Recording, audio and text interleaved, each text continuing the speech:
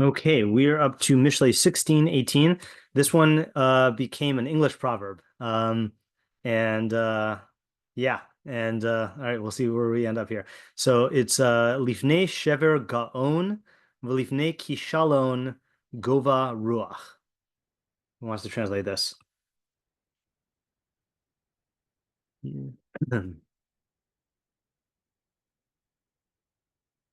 Anyone? For Yeah. um breaking Yeah, before breaking. um is like genius, or So we use the term gaon to mean genius. What does the literal gaon little word gaon mean?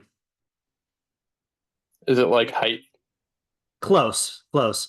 So I think the best translation would be you could say height. If you probably okay, let's see here. How can we do this?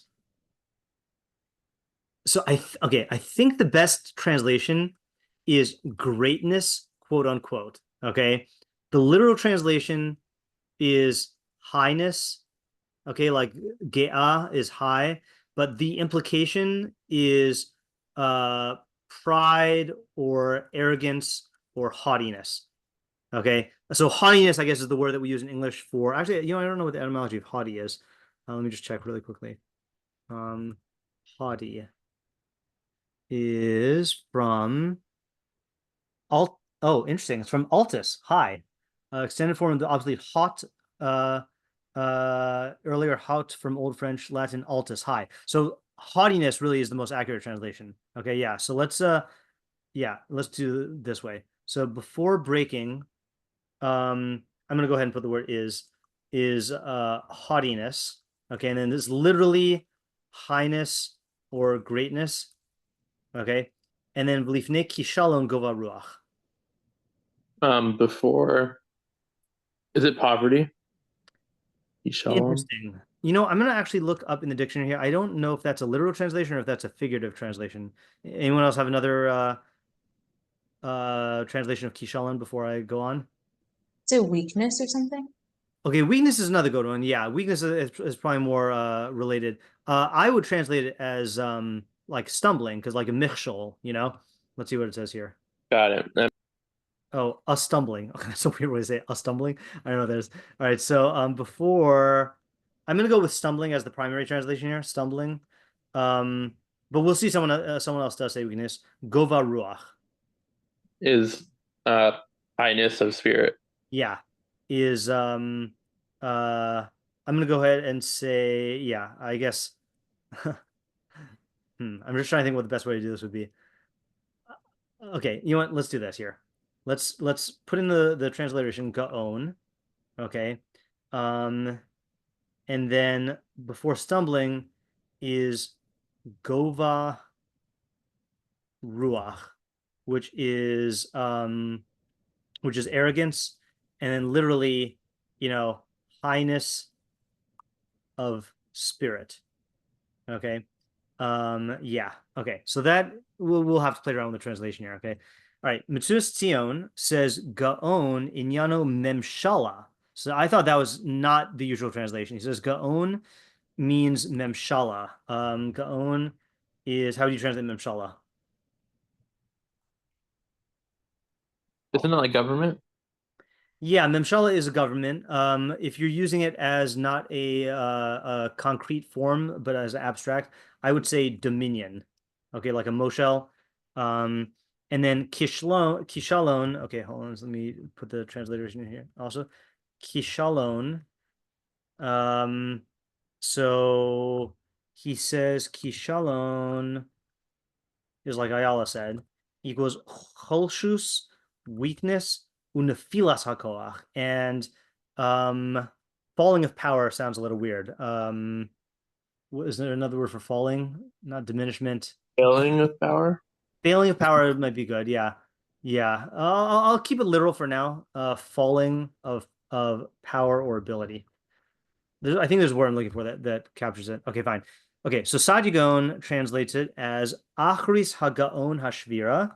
The ultimate end, that's Achris, of Gaon is oh, you know what?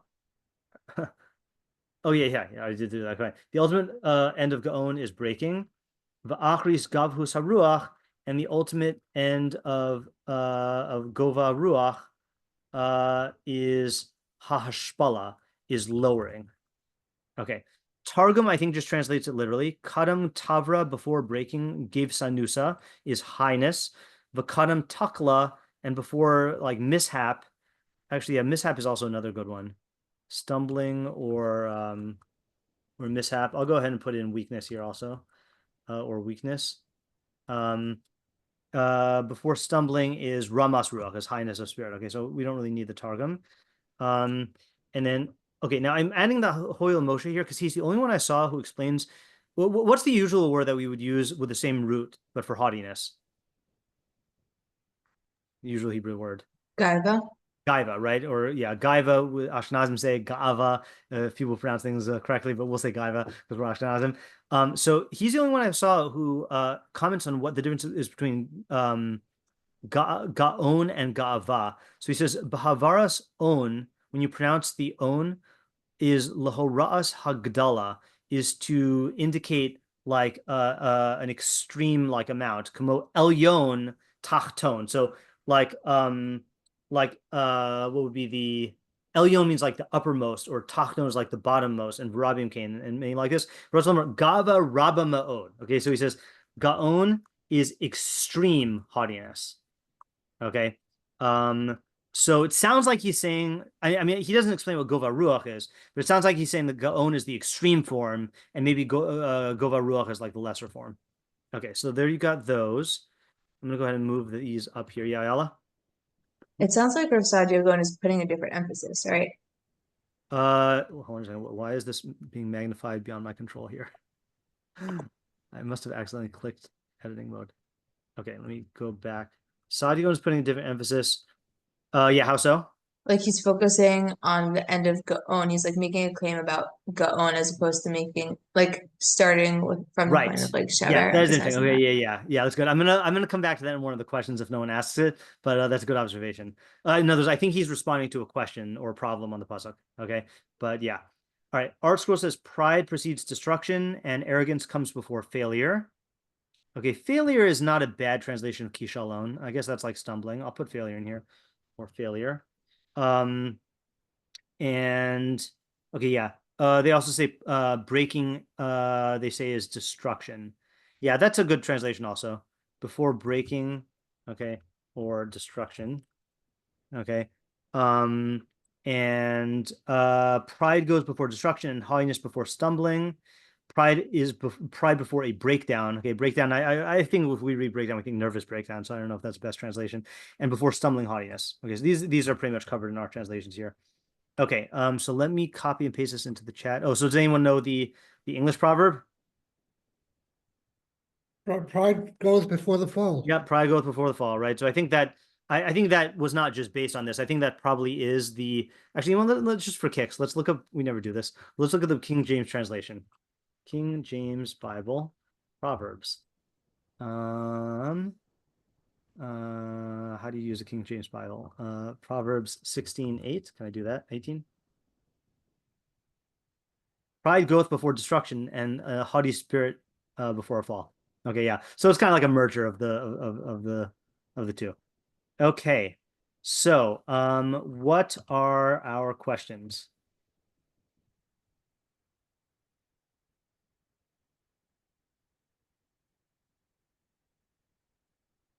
Yeah, Ayala. What does shiur mean? Yeah. What does shiur, breaking or destruction, mean in this context? Okay. Next is my dad. Who's the recipient of this, the information in this pasuk? Right. So who is the, okay, so this is an interesting thing, right? So this is one of our usual questions. Here, I feel like there is a problem. So who is the intended audience? Okay, so who just on a, I don't want to like answer the whole thing now, but like who do you be inclined to say is the audience of this pasuk? Like who needs to hear this? Haughty people. Yeah, haughty people, right? But then what's the problem with saying that haughty people is the audience? They don't listen. Yeah, they don't listen. Okay, right? And they probably won't even think that they're in the realm of this, right? So I'm gonna say who's the intended audience, especially given the fact that this seems intended for haughty people, but haughty people seem to be the least likely to listen or implement this, right? So it feels like we're going to need to find someone who is not full-blown haughty, but like is still, rebukable in this way. Okay, so it's a unique spin on the question that we usually have. But could this be a parent advising a child to? Oh, that's a good question also. Right. Meaning, I'll say, I'll say unless this is intended not for the haughty person, but for someone in a position to, or someone, I guess, dealing with haughty people. Yeah. Okay. That's a good possibility. Yeah, Ella? So what are the definitions of the other things, and what's the difference between, let's say, shiur and kishlon? Yeah, okay, so that's going to obviously be Gova, one of the Rachel. major questions. Oh, yeah, sorry, I guess, yeah. So what does kishalon... Actually, you know what? I'm going to go ahead and merge these questions just for simplicity. What do shiur and kishalon mean? Okay, shiur meaning breaking or destruction, and kishalon meaning, I'm just going to go with stumbling or failure mean, and then and what is the difference? And did you say another question also, Ayala, or that was your question? I also asked them the other words like going and over. Yeah, okay, right. So that's going to be a major question also. So what do gaon and gova lave mean? And what happened to the font there? And gova lave mean? Ruach. Oh, sorry, yeah, gova ruach. Yeah, you know why I say gova lave? Because I think, let me just check really quickly. There is another pasuk that is very similar to this one, and I just want to reference it in case someone wants to go listen to that shiur. Isaac reminded me of this right before Mishlei earlier today.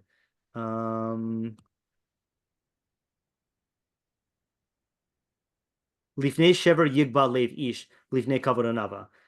Before breaking, a person raises up his heart.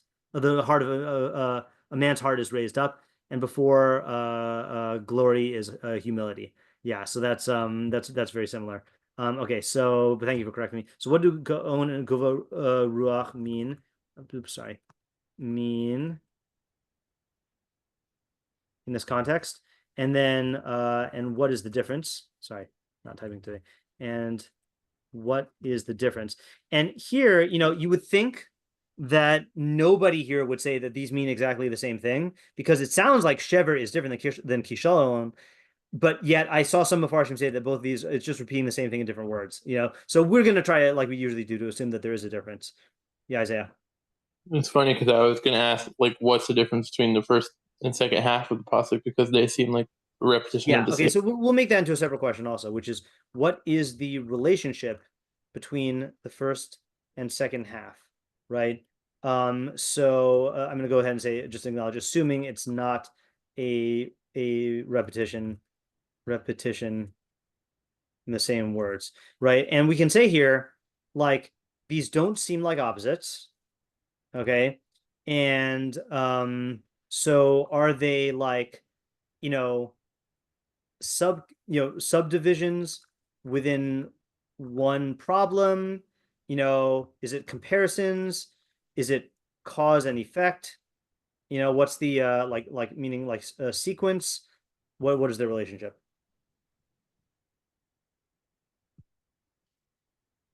Yeah, Reza?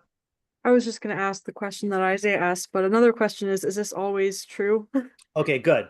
Right. Yeah. Oh, so I'll show you something troubling. Oh no, I won't show you something troubling yet. I'll show you that later. Okay, is this always true? Right. So just to repeat a methodology point, which we haven't mentioned in this year in a while, which is that Mishlei's style usually is to make absolute statements, but there's three categories of Mishleic absolute statements. There's absolute statements that are absolute because they always happen. Then there's absolute statements that are absolute because they happen a lot. And then the third category is statements that are absolute, but they're only referring to rare cases, So the example I always give is, those who swim with sharks will get bit, bitten or whatever. And so that definitely doesn't always happen, but the stakes are so high that you want to like phrase it as a proverb as though it always is going to happen. So it's always true. Yeah. Now I'll add, seems like there are many haughty individuals who don't break and fall. Yeah. What else?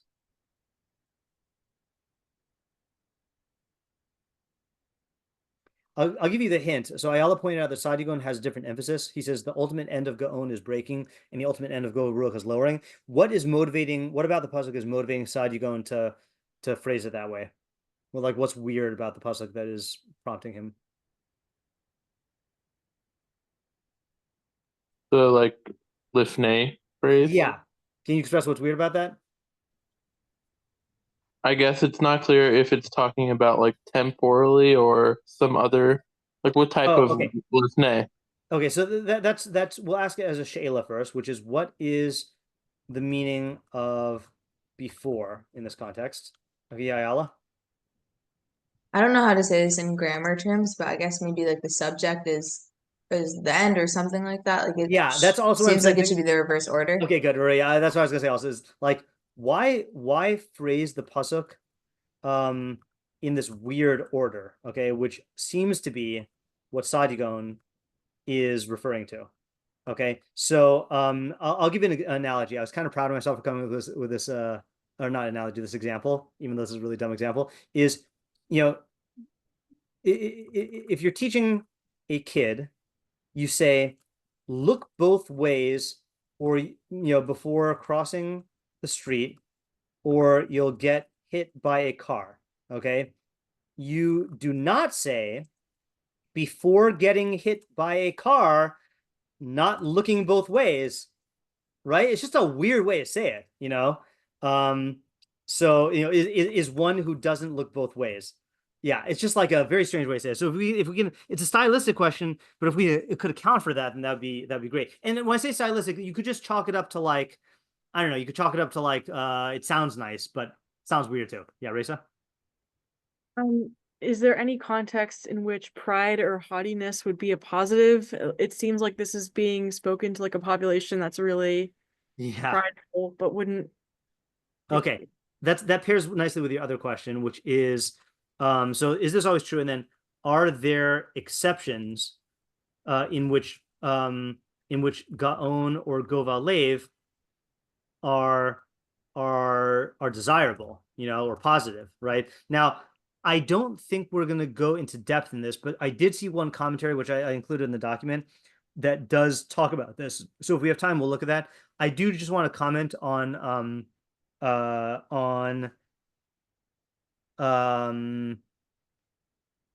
don't know if it's fair to say this is Judaism's stance, but definitely the Rambam's stance on haughtiness.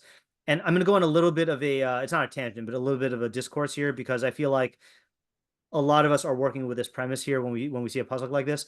So the Rambam, Ariel, hopefully you remember your question, okay? Because it's gonna actually no, I'll take your question first, Ariel, and then I'll go to this. Yeah, Ariel, go ahead. Yeah, what's the difference between, at least in the English translations, what's the difference between Gaon and Kishalon? Oh, sorry, Gavarua. Yeah. So that I got as the first question. And the English, as far as I'm concerned, like I'm trying to translate this as literally as possible. So I think the most literal translation of Gaon is haughtiness, and the most literal translation of Gova Ruach is highness of spirit. But at the end of the day, we got to ask what's the difference between them. Yeah. Okay, so really quickly, the Rambam in Hilchos Deos, which is laws of character traits, has a whole scheme of how character traits work, okay, which is that you have every character trait exists on a spectrum, and there are two extremes which are both bad, and then there's the middle path. So the examples that he gives are, I'm not going to read through the whole thing, but just to paraphrase, you have like people who are miserly, who can't bring themselves to spend.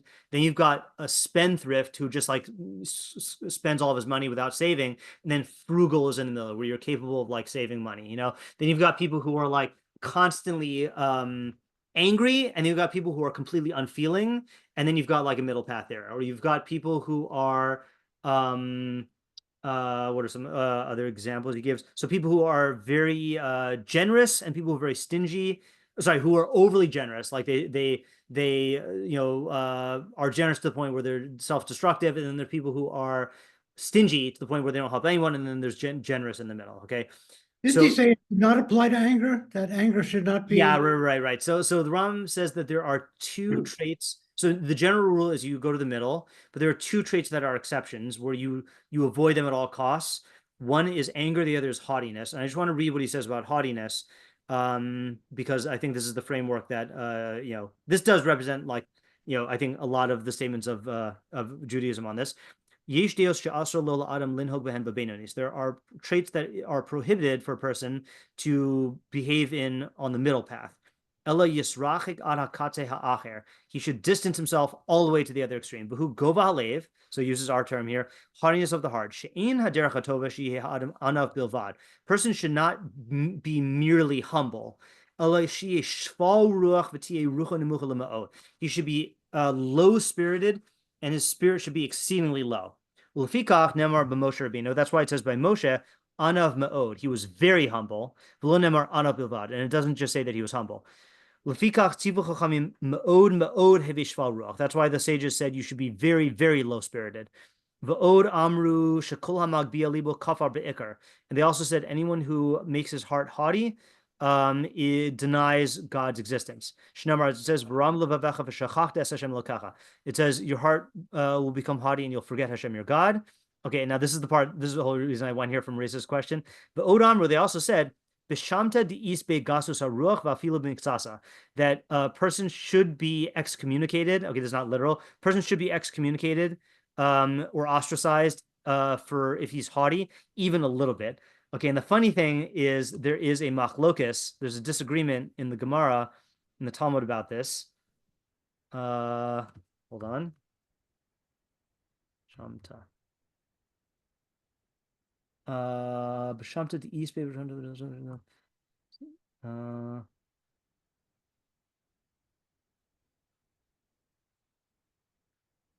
Oh yeah. So it says Amar Rava, Bishamta de Ispe, Ubishamta de Lespe.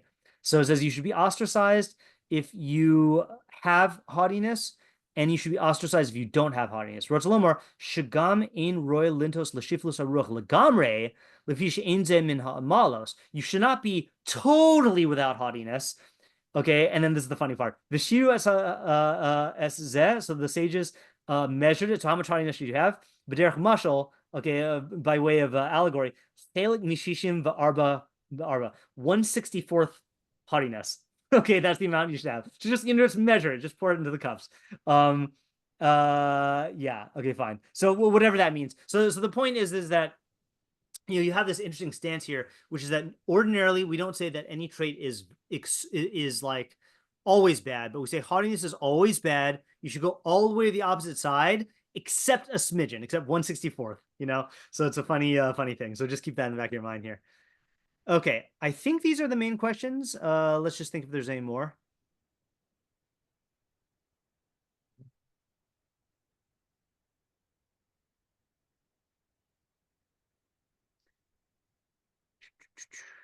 Oh, I'm going to just tack a question onto the end of the first two. So what do Go and Go Ruach mean, and what is the difference? And then is one, if they're different, I guess are these just different but equal, or is one worse than the other?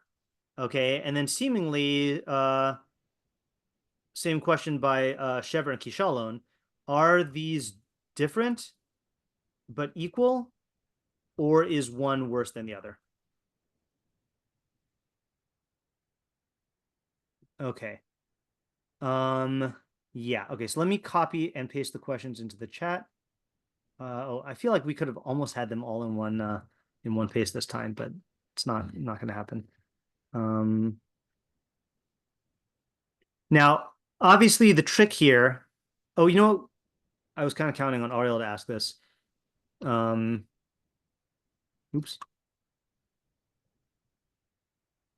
Sorry, I'm just typing in these things here. So my question is, isn't this obvious? Okay, what's the chiddush? Okay, new insight.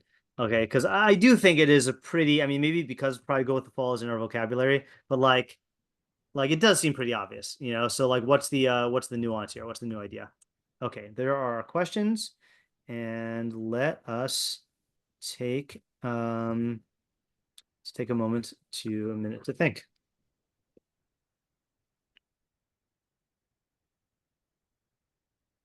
And I'll just give you a tip here. I think this is one of the pesukim that you need to find a foothold because this is such an obvious idea. I mean, look, you could go and you could try to just define what the obvious idea is and then branch out from there. But I feel like finding a foothold of like what's a key question that could lead to nuance, or like what's a problem here.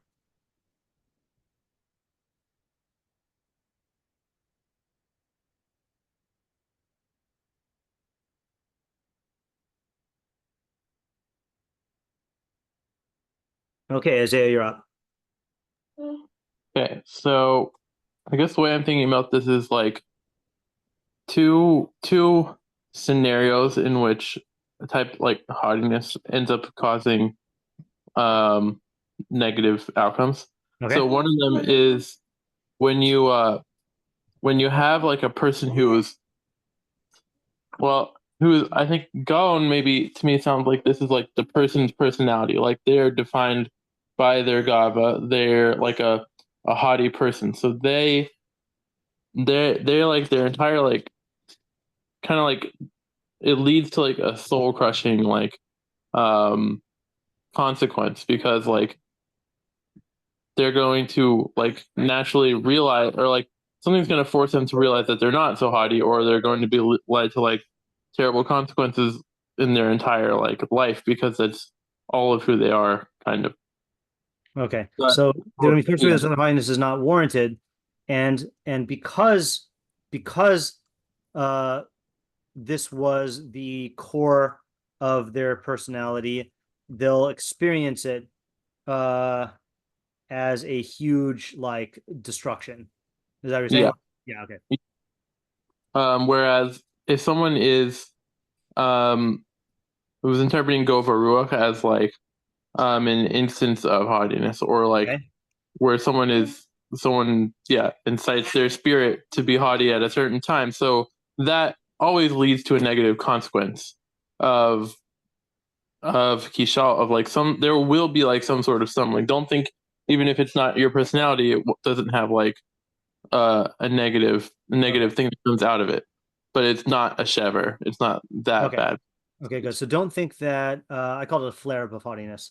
I do feel like that's how I experience it. Like you just, like you get a surge of ego, So don't think that you'll be consequence free so long as it's not your personality.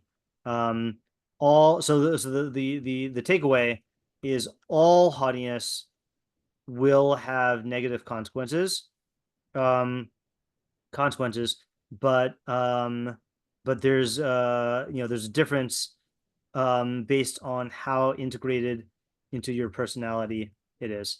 Okay, good. Yeah, my interpretation I think is going to be similar to that. I found mine from my notes, so we'll do that after you guys have yours. Okay, Reza, you're up. I think it's like a system of checks and balances. So you have to learn to catch yourself before something negative happens. Kind of like last week's. So like don't assume that if things are going well, they're going to continue, or like don't let your guard down in times of smooth sailing. What reminded me of last week's was about if you see a great teacher, don't think that you should study like at the highest level. Like don't think that you're better than you are. Start basics. Yeah. Okay. So let me just see here. So I can say it again. Yeah. No. Can you? So how are you reading the verse? So if you find yourself, if things are going really well in your life and you're kind of taking on a spirit of haughtiness, thinking that you're impervious, that nothing can happen to you, don't assume that you are above like the basic just system of checking your character and mastering like the basics of being a good person. Don't think you're above the rest just because things are going well for you. Don't think that you're lucky. Like, don't Okay. forget to do the basic footwork of being a good person and like. Yeah. Okay. And do you have a stance on what the breaking or the stumbling is? Breaking or stumbling. Like what an example would be of that? Yeah, or like for example, like Isaiah is saying that the breaking is more of an emotional experience, might be triggered by a consequence, but he's saying that the breaking is the emotional experience, whereas the stumbling is a consequence in decision making. I'm not entirely sure. I think the negative here would be that you have forgotten to keep yourself in check. Like So that's the negative in terms of the mistake, but I'm looking, the pasuk seems to be stating a consequence, which is a breaking or a stumbling. So I think we do need to tie it to a consequence if we're gonna get the full idea. Okay. Yeah, so I'll put that as a question here, which is what consequences are being stated here. And then I also, just to make sure I understand your idea, are you learning that the two halves are the same, or are you making a distinction between the two types of hardiness and the two types of consequence? I will have to think more about that. Okay. All right. So, and again, there are commentators who say that it's just repeating the same thing in different words, but I'll list it as a question anyway, which is, what is the difference between the two halves? Okay, good. All right, I think that's a good start. Yeah, Ayala? Okay, so I'm not fully sure like in what scenarios this is true, and I don't know if it's like a full interpretation, but based off of the question about like the order, like before Yeah. shiur is gone, I was thinking that it kind of like for me at least, like by first saying the negative consequence, like breaking or kishalon, then you like it conjures up an image in your mind of like someone who's in that state. And then it's like, well, that guy is like was at some point like the CEO or something like he was like a person who was had power or something and was Yeah. too haughty and now he's here. But like it's Yeah. forcing you to kind of like put two and two together instead of just like seeing those as like, okay, there's that guy, the haughty guy, and then there's also like random other impoverished people in society. Okay, that's good. So in other words, I guess, you know, there's a good way to phrase this. The thing that comes to my mind, this is not the good right way to say it, it collapses the distance and the difference between the cause and the effect. Yeah, I'll show you the thing that I was going to show you before when we first asked the question, and I think what you're saying explains it, which is I never quote this Rishon, not because he's bad, he just usually doesn't say much. The Rid. Lifnei Shevagon, Klomar, Miyad Sha'adam Mizgae, Miyad Yavlo Shivron. Immediately after a person becomes haughty, then he will be broken. And Miyad Shiagbia Lo Rucho, immediately after he lifts up his spirit, Yavlo Kishalan, then he'll stumble. Now, I don't think this is saying what you're saying, but when I read this, I was like, what do you mean immediately? Like, there are people who are haughty for a very long time, and it's not immediate, So I don't know what he means, but what you're saying, I think, does address that, which is the pasuk is phrased in a way, that prompts you to view this as a this is not a word. There's got to be a word for this. Intermediaryless effect. It's like the haughtiness is directly causes the downfall, as opposed to, let's say, for example, yeah, actually, Ayala, yeah, your dad was telling me about a case of someone who needs Mishlei about this high school class that that they were like just blatantly cheating on their tests, and I was like, well, Mishlei, would say that if you cheat, you're going to get caught. Yeah, but cheating and getting caught is not an immediate consequence, but there is something that is different about haughtiness, that you can cheat without getting caught. But like Isaiah was saying also, you cannot be haughty without setting yourself up for this consequence, which we have to elaborate on. But I think it's a good answer to the Lifnei question. Yeah, Ayala, you want to add? Yeah, just like to give other scenarios, I feel like before every single accident, there is someone who was reckless driving. So it doesn't mean that you're like when you recklessly drive, you're going to get into an accident, but I feel like it would help a person to like every single accident, there was Right. somebody who was recklessly Yeah, driving so before. that also I saw your party symbol, Reza, all of them. I'll call you a second. I'll say this in a different way is by, this is okay. What this is really like is, this is like the rhetorical effect of where there's smoke, there's fire, right? That it does not let you think of a case where there is stumbling without haughtiness, And so this is funny because this raises question from a different angle. So I think, Reza, when you asked the question, you were saying, is it true that everyone who's haughty is going to stumble? But now the question is flipped on its head, which is it really true that every instance of breaking or stumbling is caused by haughtiness? Okay, that's a question. I'm going to go to Reza. I don't know what point you were going to respond to, but we'll go to you. And then if anyone has an answer to this, then you can answer it. I was going to say, I interpret the immediate breaking it's that when you take on that haughtiness, you immediately like move into a state of wrongness, like your understanding has been broken, and Okay. that is the harm. So it's like your mindset is now wrong, and that is like a harm to you because you have like a misconception of yourself in the universe. So what does the Rid mean when he says that the breaking is immediate?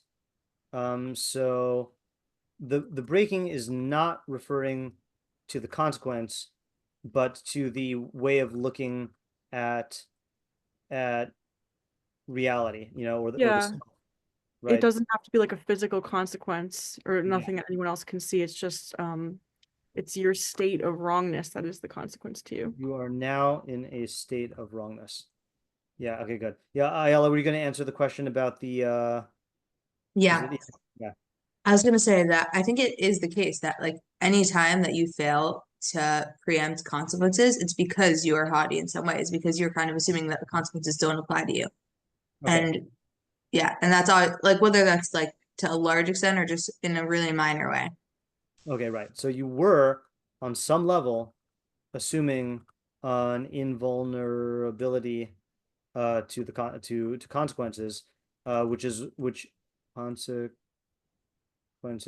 which is why you didn't check. I mean, so just I think in order to answer this, you have to define it as a mistake, right? Meaning if you get hit by a car that was reckless driving, we wouldn't say that you getting hit was a result of your haughtiness, right? You can get hit by a drunk driver, then you're driving totally safely, yeah, so it has to be a result. Okay. Yeah, Ariel. Yeah, I was thinking that the audience here of the pasuk, it's definitely not talking about someone who's already haughty. I think the audience of the pasuk, might be someone who's in a situation where it's necessary to present himself in a haughty way, but not necessarily him being haughty. And I think that there can be a danger in that where he or she they see the results of it, and it can affect them in a certain way. Yeah. Going back to Shell here, Yeah. Shell, it's funny, like he his anivus was really his downfall. His humility. His humility was not. He's the one who's criticized for not. He should have been haughtier in the sense of like taking on that like authority, right? Yeah, and it's very interesting because in that midrash that I ended up with the question, well, I resolved it, and it's funny. There's a rishon on that pasuk of Koheles where it says al tisha harbe, I think someone on that pasuk says that like Shaul's issue was he had an issue in killing innocent children, like that midah of killing, innocent people was a rishus activity in general, but in this specific context, it was the appropriate thing to do because it was a tzibur from God, and once he engaged in that midah of rishus, even though it was in the proper context, he was used to that midah already, and like he just couldn't break out of that. Now, once he did it, and once he was used to it already, when it came to Noah, that's it. He just let loose. He didn't have that control. So I wonder if it's similar over here, where this ruach, is just basically, I think the second half of the pasuk is not a full-fledged. I don't think it's full-fledged like he's actually a Baal guy. He's not defined as a guy, but he just has this ruach guy, where it's kind of like present within him, but it didn't fully manifest itself like the first half of the pasuk. Yeah. Okay. Good. So I want to come back to your explanation because I mentioned when Reza asked, like, is this ever a positive trait? I mentioned that there's a commentary that I have here who does say that you need to act haughty sometimes, and I want to look at your idea again through that lens when we get there. Okay. So we'll come back to your idea, but I like the approach though. Okay. Next is my dad. Yeah, you kind of stole my thunder. My thought was the intended audience for this is someone who's just experienced a real disaster in their life. And, things have gone terribly wrong and a terribly bad outcome. And the advice is the first thing you need to do is look at haughtiness, because that's going to be the most common cause and the most serious problem. Mm-hmm. Okay. So those you're in a humble state, right? Yes. Yeah. And is humbled by that. Naturally. Okay. So, but that's not enough. That's not enough of a Mishleic response. Okay. You need to look at what preceded that. And when you do, Shlomo is telling you that you will 100% find haughtiness. Yeah. Okay. That's good. Yeah. I'm going to say that. My one sentence definition of the haughty person, sometimes wrong, but never in doubt. Yeah. Okay. So like I mentioned, I found my write-up of this from before, and I think this was one of the more polished write-ups. So I'm going to read what I came up with. Okay, and we'll talk about it, and then we'll look at some meforshim here. Okay, so I wrote the Baal Gaiva, the egotistical person, is bound to fail due to his overestimation of his own greatness. That's Gaon. And his egocentric view of his place in reality, Gova Ruach. Okay, so I wanted to learn it that there's two dimensions of haughtiness. Okay, and I don't know if they have to go together, but they definitely often go together. One is I am great. Okay, and the other is reality revolves around me. Okay, I think the first one is often it's often measured relative to other people. That I am greater than other people, but the first one really is just it's fundamentally an overestimation of your own qualities, and then the Gova Ruach is I am the I'm the center of reality. Okay, so I wrote our pasuk underscores the inevitability. Okay, that's the word I was looking for earlier with Ayala's thing. The inevitability of his fate by saying A comes before B and C comes before D, as if to say that this is a natural and unavoidable sequence of events. Okay, okay. The downfall of the Baal Gaiva, the downfall of the haughty person, is twofold. One, he will experience the harmful consequences of his poor decision making. Okay, that's stumbling. That's what, like Isaiah was saying, you will make a bad decision. Okay, that's stumbling. But two, he will suffer a severe emotional blow to his ego when he is forced to confront the fact that he is not as great as he would like to believe. Okay, and that's called breaking. Since this blow to his ego will cause him more pain than the actual consequences of his decisions, the pasuk puts breaking before stumbling. So the way I'm reading it is arrogance comes before breaking. The breaking is the breaking of his self-image of being great. Once you give into that feeling that I am great, that will break. There will be something that you'll do that will make you realize, whether it's a bad decision or just like self-knowledge or someone who's better than you, you'll realize that I am not as great as I thought, and that's going to be a tremendous blow to the ego. And then in addition to that, you're also going to make bad consequences and that make bad decisions, and then that's the stumbling. Okay, so then I wrote, this pasuk is not written for the Baal Gaiva. It's not written for the haughty person, since he is unlikely to take it to heart.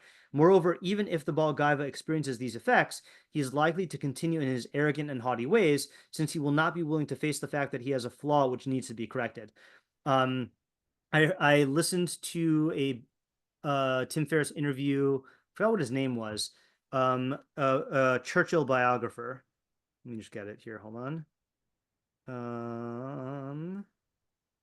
He was interviewing Andrew Roberts. And he asks, I forgot the exact question, but one of the questions is like, what made Churchill so great? If like you could pin it down to one quality. And it's funny because Churchill was an egotistical guy, you know, like he did literally believe that he was fated for greatness, you know. But the thing that this biographer said is, he said every time something went wrong, he learned from it, you know.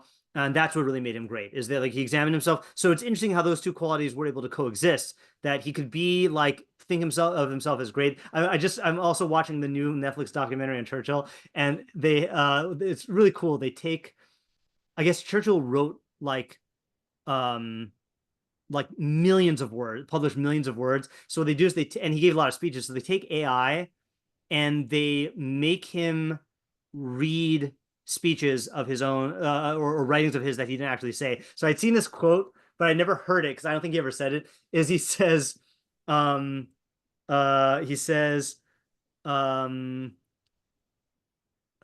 Oh no, I got to get it exact. Actually, I'm not going to show it on the screen because I don't want to spoil it. Hold on. Because you with someone like Churchill and Mark Twain, you got to get the quotes exact. Yeah, so he says, we are all worms, but I do believe that I am a glowworm. You know, so like, but apparently he did learn from his mistakes. Yeah, okay, and then my last part of my summary here is, this pasuk was intended for those on the Mishlei spectrum who do not suffer from ga'ava as a dominant character trait, but who, like all human beings, are prone to bouts of ga'ava in varying degrees from time to time. This pasuk will help these individuals to vigilantly guard themselves against the insidious and disastrous effects of arrogance and haughtiness. Yeah, so I am saying that, yeah, this is for all people, but it's not for someone who's a full-blown egomaniac. And I do like what my dad said, that this is best applied when you are already humbled, or when you suffer a consequence. But this is the warning. So that's my analysis of the pasuk. Okay, any questions on any of these ideas that we've said before we go into the meforshim? Just not a question, but just the fact that Churchill didn't make it through his World War II as the prime minister. He got Right. voted out at the end of the war. Yeah. It's just, this is the guy we look at who inspired, victory, and Yeah. and yet he didn't. His arrogance caught up with him. Yeah, right. Although it is interesting, it really is making me want to read a biography of one of the things that this interviewer or this biographer said is, he said that some of Churchill's moves from the outside might look arrogant, but they were some of the mistakes he made might have looked arrogant, but they weren't made with arrogance. Like I can't recite like what the exact explanation was, but he said that Churchill tried to oh, sorry, no, I don't even want to say it. Never mind. But yeah, so high probability that some of them were made out of arrogance, and it'll be interesting to see like which ones were that, and which ones he made, which ones he learned from for this idea from. Okay, so let's start as we usually do with David, who as usual doesn't say that much, and then I want to go to the one that I was referring to with Ariel's quote or Ariel's idea. So David. By the way, a lot of the meforshim here do not interpret this on its own. They can interpret it along with next week's pasuk. So a lot of these we'll look at next week. David says, Lifnei shever, before breaking, terem yavo shever al rasha, before, sorry, he does not learn it as breaking, right? No, he does. Yeah, fine. We have to translate the other part differently. So before breaking befalls the rasha, ba lo mitchila gaon. Dominion, gaon memshal rav. Dominion and great authority came to him. Ki bezeh yichpal hatzar. For through this, the pain is doubled. Interesting. And then gova ruach is haughtiness. Haughtiness. Al rov hatova haba'alo terem hikashlan. Haughtiness over the abundant good that came to him before his downfall. Okay, downfall would probably be a good translation of Kishalan. Okay, so first of all, what's the difference between the way he's learning it and the way that we were learning it, or differences?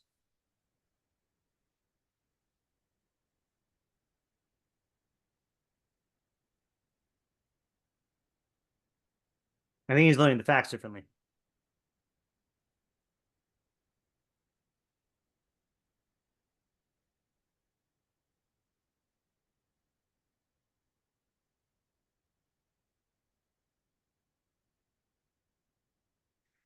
So I think what he's saying, just again, not getting the idea yet, just factually, he's saying that that so first of all, he's learning that this is about a Russia specifically, okay, not about not just about anyone who's haughty. And let's just check around the context and see if he's getting that from the context here. The last week's puzzle was Mesilas Yesharim Sur Meira Shomer Nafsho Notzir Darko. The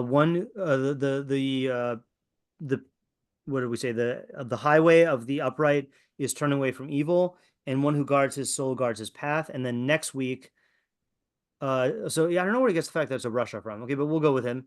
The Russia, the Russia's downfall was always preceded by his obtaining a great amount of, I guess, a great degree of authority or dominion, and his haughtiness is over all the benefits he got from being in that position. Okay, so this is talking about a very specific scenario. This is not talking about just the feeling of haughtiness, and it's also talking about a specific type of person, about a Russia. So again, I don't know where he gets the fact that it's about a Russia from, but let's see if we can get a main idea out of this.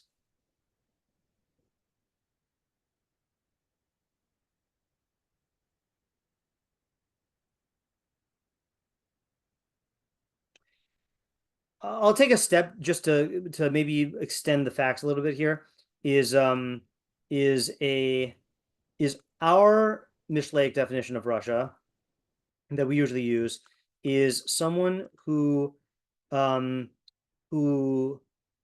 parasitically takes advantage of all the members of the system, I guess all the members and resources of the system, for the sake of his own greatness and power.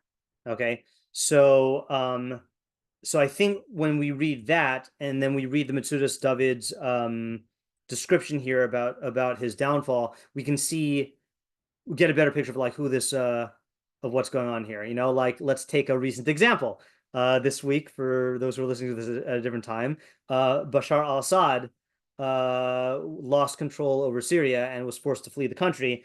And that was after the rule of the Assad family for 50 years, you know, and killing hundreds of thousands of his own citizens. And I'm sure, I don't know what his wealth and resources were like, but I'm sure whatever was in the country, I'm sure he had dominion over a lot of that. So what Metzudas David is saying is like, if we look at Assad's fall right now, if we look right beforehand, then we should see examples of him having seized a lot of resources and benefits and kind of like reveling in that dominion and authority.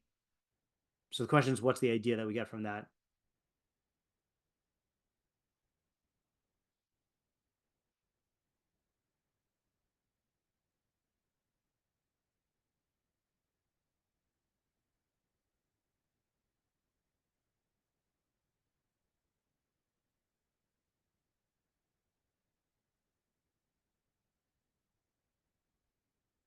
I'm going to say what might be obvious, just for starters, which is that, and then this is like, it's obvious because this is a standard Mishlaic idea, is that the Russia fantasizes that his dominion will last forever and that he could retain this spot indefinitely, this position of power. But the very nature of what he's doing is he's undercutting the thing that allows him to have the power. So it cannot be permanent, like if you, and again, I know I've given this example a million times, but to me the best example in fiction is Scar in The Lion King. Is that Mufasa, his whole philosophy was respecting the circle of life, which is the ecosystem, and realizing that every animal has its part, and that even he one day is going to die, and then he's going to become the dirt, and the plants are, the grass is going to go from that, and the antelopes are going to eat from it, and then there's going to be another king to take his place. So it's all about the circle of life, and he realizes he has no delusions of his own infinite greatness. But then Scar takes over, and Scar wants all the power for himself, and he overhunts the Pride Lands, and all the landscape goes like to waste, and then everyone ends up starving. And if that continues, then it can't continue, because what ends up happening, who ends up, let's see if you remember this from Lion King. I don't know when the last time you saw Lion King is. Wait, hold on. Maybe I'm forgetting the Lion King. Hold on. Who ends up killing Scar? The hyenas. That's what I thought. Okay, good. Yeah, right. So Simba defeats him, but the hyenas are the ones who rebel against Scar and actually kill him. I mean, off screen, I think, right?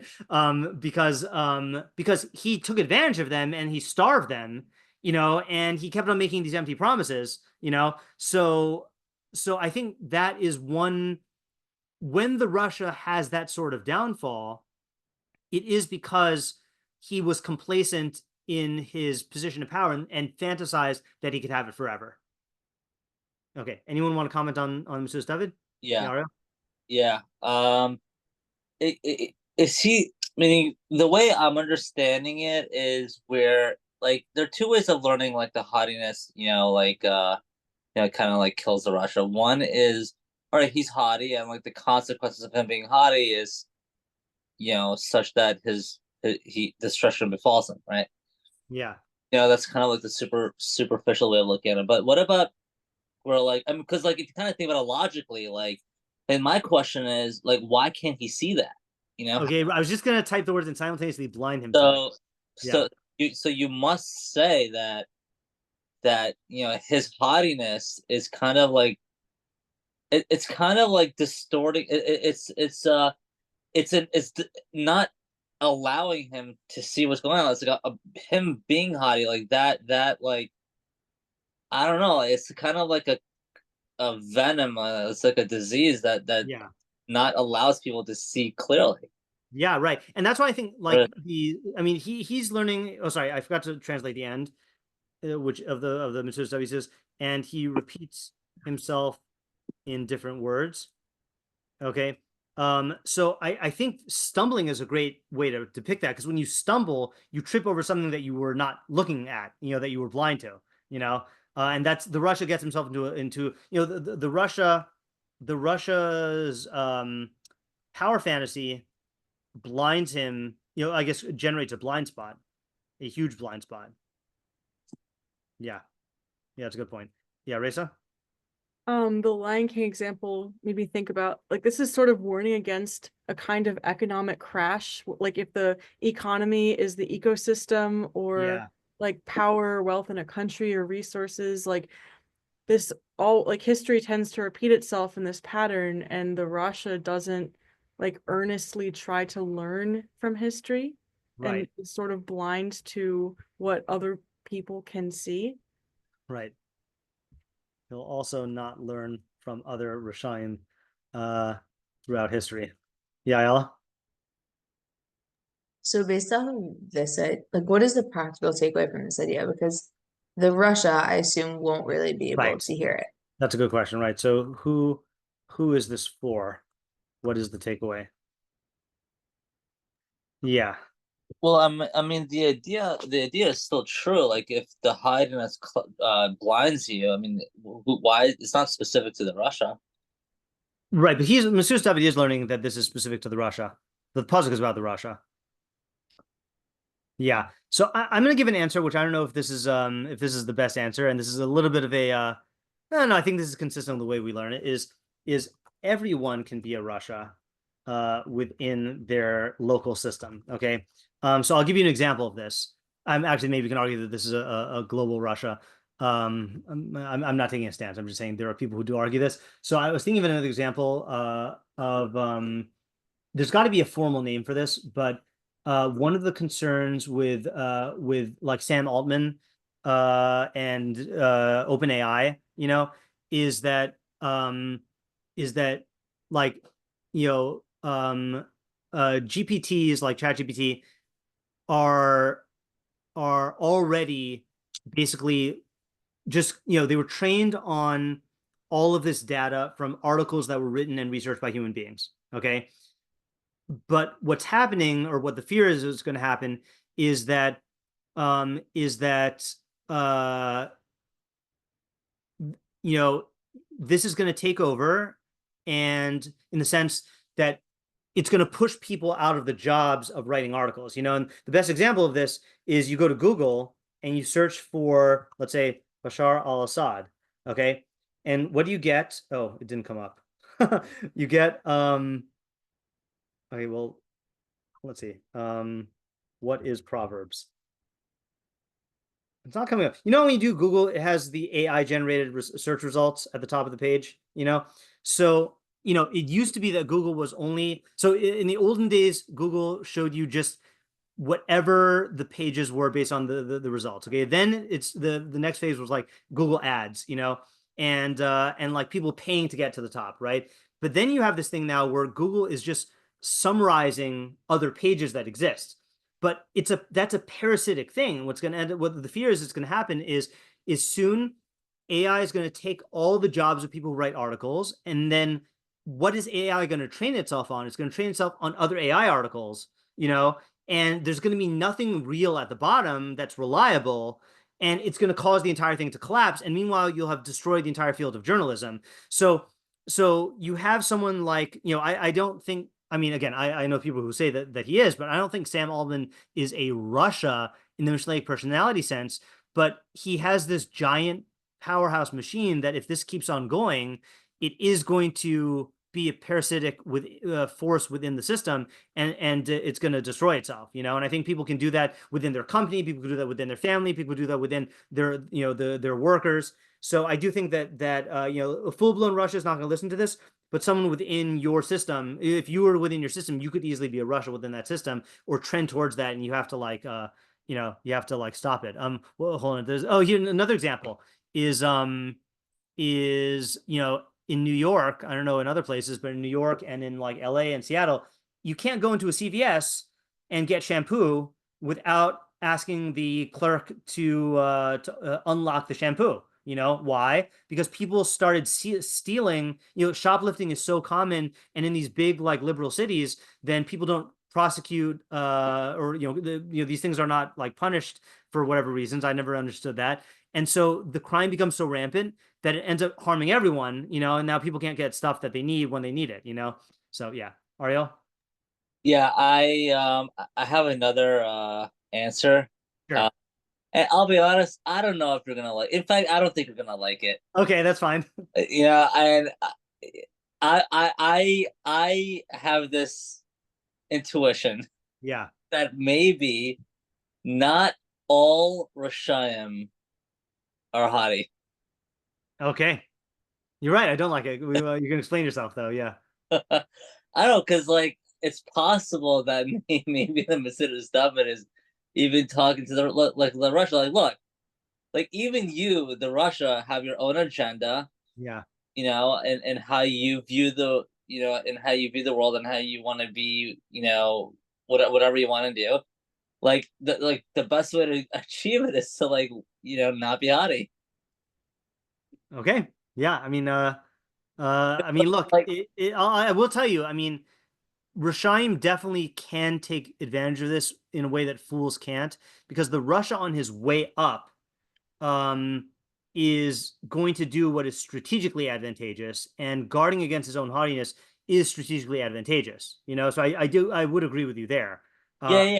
So I think like you could have, yeah. I mean, like I don't know, like does it have to be true that Russia is just always haughty? Like is that Yes, because that's where I would disagree with you, which is that at his core, the Russia's primary drive is to be greater than everyone else. That's his primary drive. But I'm saying that at a phase of his development, he will benefit from Mishlei advice about not falling into the trap of haughtiness.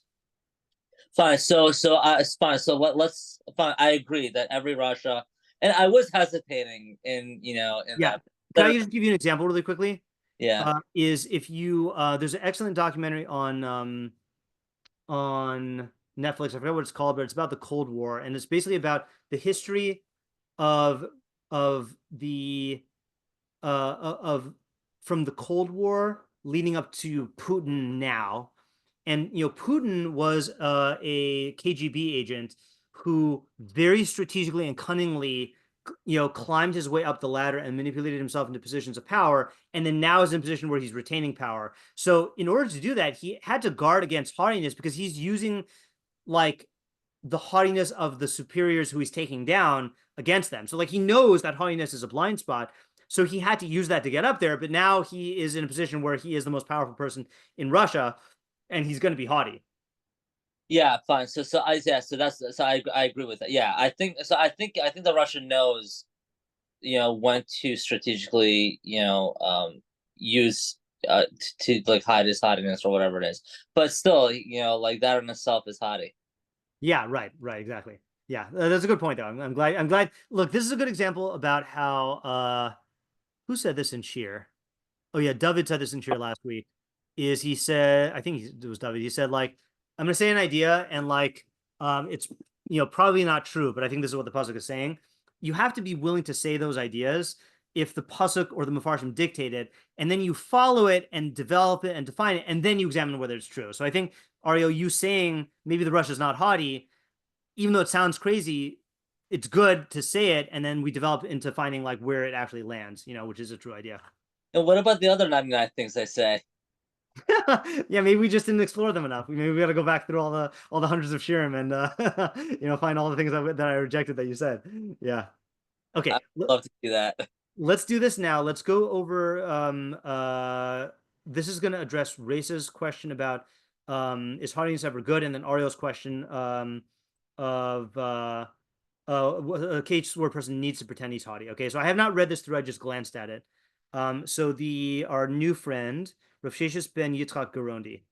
Okay, so I have to translate this. Okay, so he is the one who his thing is connecting the flow of the pesukim. Okay, so he says, Ata Yasir HaMalachim, so he's going back to our king pesukim. Now Shlomo warns the kings, Al Hagaiva v'Hagaon, about haughtiness and arrogance. Okay, I don't know how he's defining the difference yet. Ki eno tov lahem lios lahem gava klal, because it is not good for them to have haughtiness at all. Rak mashish tamshubo lahatil ema al ha'am, except that which they need to instill fear in the people. Okay, so that's like the Machiavellian way of like, and then Shaul also says you need some degree of haughtiness in order to instill the proper trepidation for the people. Kizehu tov, for this is good. Ki tikun ha'am hu, because it improves society. Of oso hashir min hagaiva inu klum kishetarich oso al ruach hamoshel, and that measure of haughtiness is barely anything when you compare it to the spirit of the ruler. I don't know what he means here.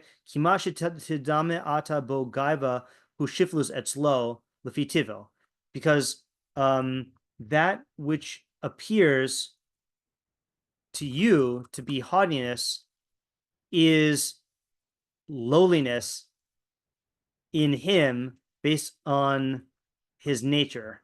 Umashu madame atma b'gavas libo imanashav hu l'to'altam v'zehu tov, and that which he imagines in himself to be haughtiness of heart with people is for their benefit, benefit, which is good. Okay, so that is the first part of what he's saying. So he's saying that for a king to have haughtiness is very bad. The only exception is he should have enough haughtiness to be able to instill fear and trepidation among the people. And that's good. I'll give you an example, right? I'm not a king, right? But a teacher needs to have some sort of view of themselves as higher than their students. Now, in objective reality, is that true? No, you're a human being just like they are. But if you don't carry yourself with some like aura of you have to listen to me, or like this is my classroom and I'm the teacher. You don't have to say it like that, but if you don't carry yourself with some degree of that, so then they'll run all over you, and it's for their benefit, and you can't let it get to your head. But that's that's a beneficial thing. Okay, so then he goes on though. He says, hold on, get back to the regular font. But now Yazhir esam malachim levilti yarum levavam v'machus. Now he warns kings not to let their hearts get haughty in their kingship. Ki leva melech ka'ari yisnasa. For the heart of a king is like a lion that exalts itself. Tsarichu shiashpilenu b'da'ato. He needs to lower it in his mind, and to bring it under his double bridle. That must be some expression from a Navi. V'yizkor, and remember, ki mimshalas hamelech ha'elyon alav, and to remember the dominion of the king who is over him. Okay, meaning God. Okay. V'od ki lefanav shever gaon. Furthermore, that before him is breaking of haughtiness. Ratzalomar, meaning ki b'das hagaon, that lifamim b'nei gova ruach, klomer midas kishlon yavo lifamim b'nei gova ruach. Ooh, this is where I'm losing him. Ki b'das hagaon, that I don't know if this means with the mentality of highness. Lifamim, sometimes mipnei gova ruach, because of his haughty spirit. Klomar, meaning midas kishlon, the trait of stumbling. I don't know what he's saying. Yavu lifamim mipnei gova ruach. I feel like I'm missing something here. He will sometimes come because of Gova Ruach. I feel like there's a word missing there. Okay, whatever. Because of haughtiness, we'll see if we can figure it out anyway. Haughtiness. Kiyasim atma b'sakanos v'ha'inyanim asher ein tzorech aleim. Okay. Oh, this is interesting because he will place himself in danger and in matters that he has no need for. Lule gavaso v'gaono hamasisimoso, were it not for his haughtiness and arrogance that entice him. Lalos umoridimoso matamata, that entice him to ascend and then bring him to the lowest depths. Koshkin, I'm going to go down to next paragraph here. Sorry, hold on a second here. Okay. All the more so, shiur will this happen b'inyane hamalachim, in kingly matters, asher gava libam lahem, where their hearts are haughty, v'hahaskamus mitzios beinehem, and I don't know what haskamus are, agreements are abundant among them. Binyane milchamosam, in relation to their wars. Lifamim yikra oso kishlon b'milchamosam, and sometimes they'll experience a failure in their war. Because maybe they didn't need to engage in that war. Lule galasam, were it not for their haughtiness, asher hisisem lavo milchama, which brought them to war. Hine sibas kishlonam hu hagaon. the cause of their failure was their haughtiness. The Alkane, therefore, a good example of this, by the way, is, I mean, I know this is an ongoing story, but like it is amazing to me how, as a result of October 7th, then Iran lost Syria, because it was October 7th, and then that led to all of the, Israel retaliating, and Hezbollah and Hamas, which are Iran backed, and then Israel goes and destroys Hezbollah, and then that leads to the opening for the Syrians to take control and take over Syria and take it away from the Iranians. So the Iranians ended up like essentially shooting themselves in the foot, but it took like 10 months, for that to happen, or not 10 months, 15 months for that to happen, so like, did Iran, need to make October 7th happen? I mean, we weren't attacking them, but they, it was their gaiva, among other things. Okay, anyway, so therefore, where was I at?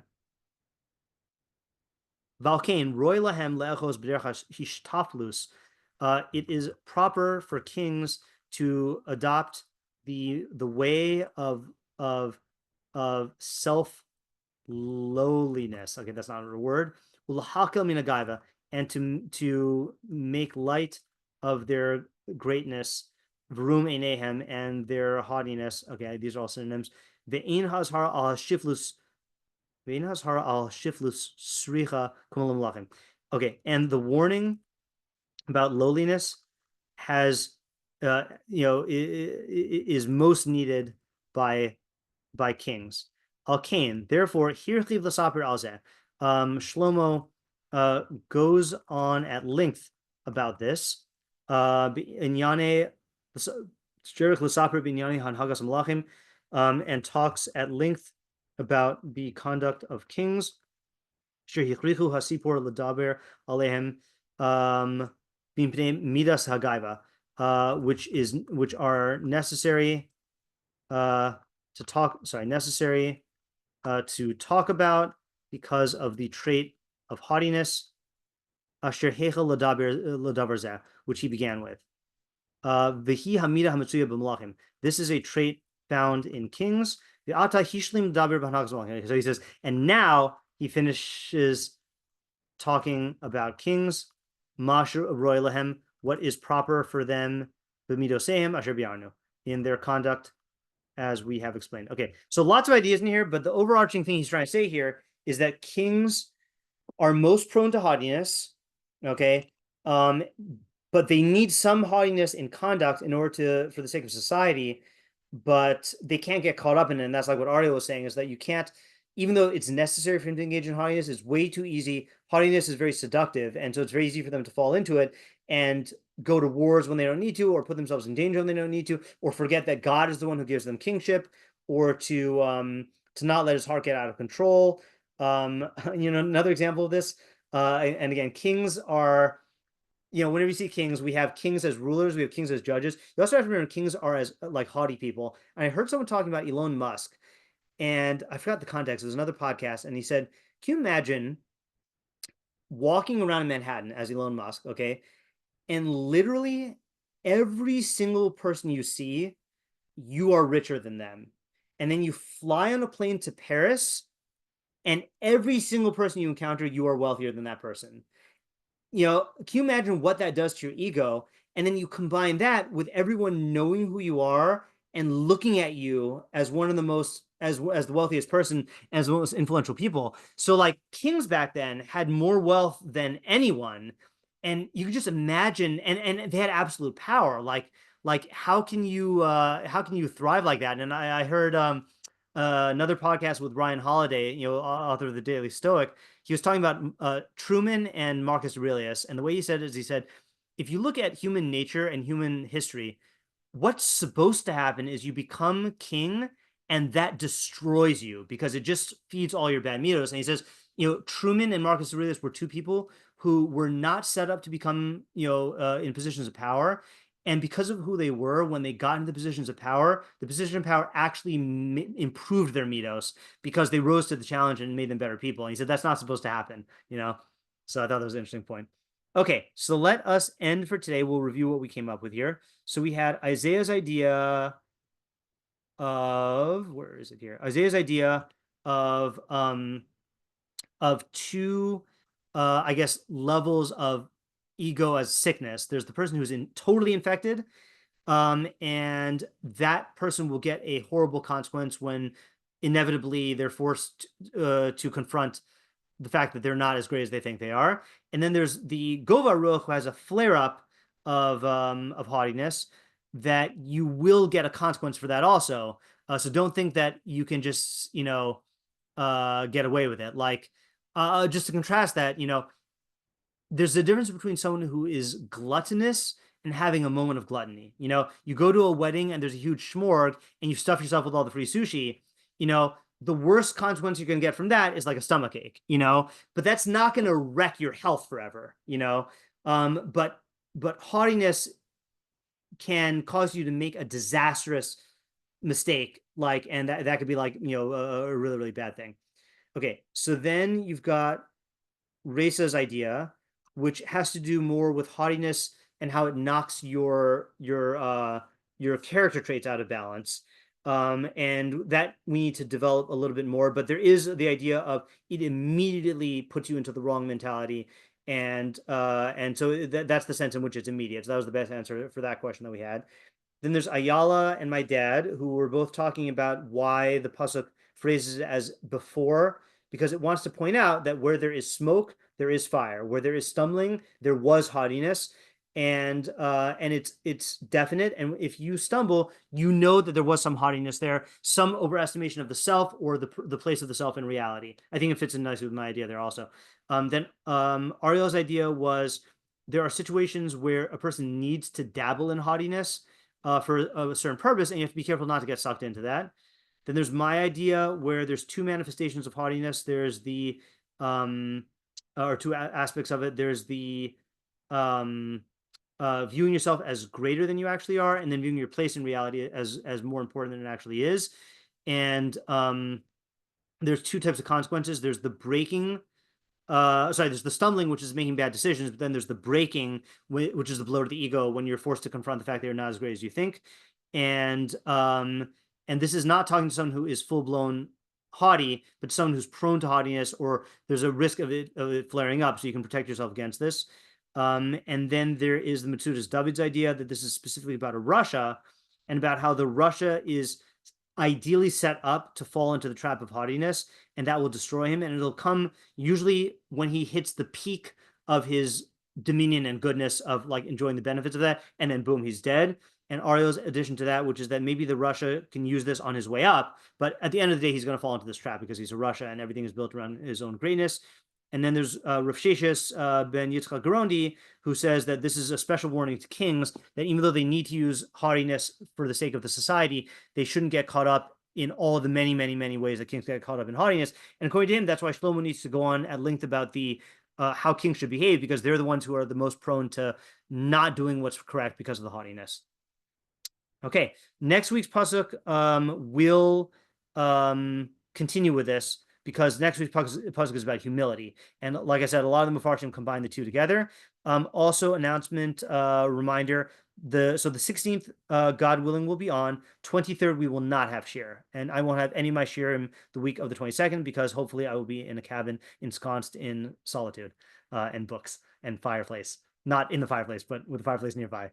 Okay, so thanks for coming, and good ideas. I'm glad we got an idea out of this cliche sounding pasuk, and until next time. Thank you. Have a good night. Bye, you too.